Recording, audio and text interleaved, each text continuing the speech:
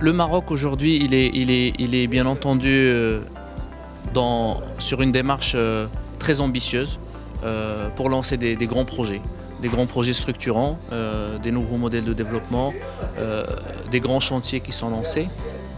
Et donc, bien sûr, l'offshoring en tant que deuxième créateur d'emplois au Maroc est forcément impacté par ces grands enjeux. L'objet de cette thématique, c'est la compétence. Ça tourne autour de la compétence, mais ça tourne aussi autour des régions et de la répartition de cette compétence au Maroc. Parce que la compétence n'est pas que dans la métropole, la compétence est aussi dans toutes les régions. L'objet de cette rencontre, c'est explorer des nouveaux gisements de compétences au service de l'offshoring.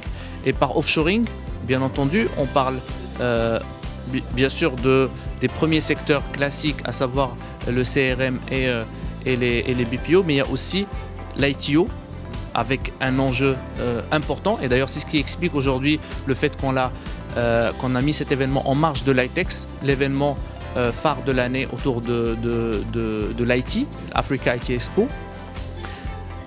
Notre but également, c'est de développer cet écosystème d'ingénierie outsourcing.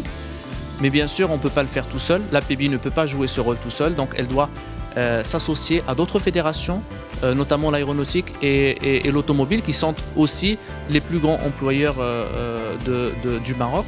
La chaîne de valeur, elle ne sera complète que si on règle cette question de compétences. Maintenant, la compétence, il faut faire un état des lieux. Où est la compétence? Où est-ce que nous sommes par rapport au niveau de préparation requis?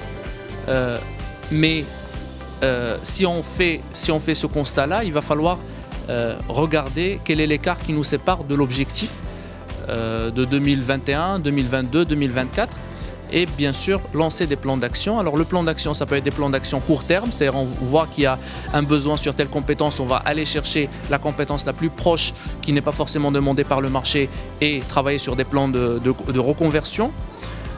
Mais il y a aussi des actions à moyen long terme comme le développement de nouvelles filières dans les universités. Et donc c'est un travail qui doit être fait en commun entre les fédérations, le ministère de tutelle, mais aussi toutes les parties prenantes, à savoir l'université, l'OFPPT, l'ANAPEC et d'autres partenaires qu'il va falloir identifier. Nous avons besoin de données fiables qui vont nous permettre de prendre les meilleures décisions.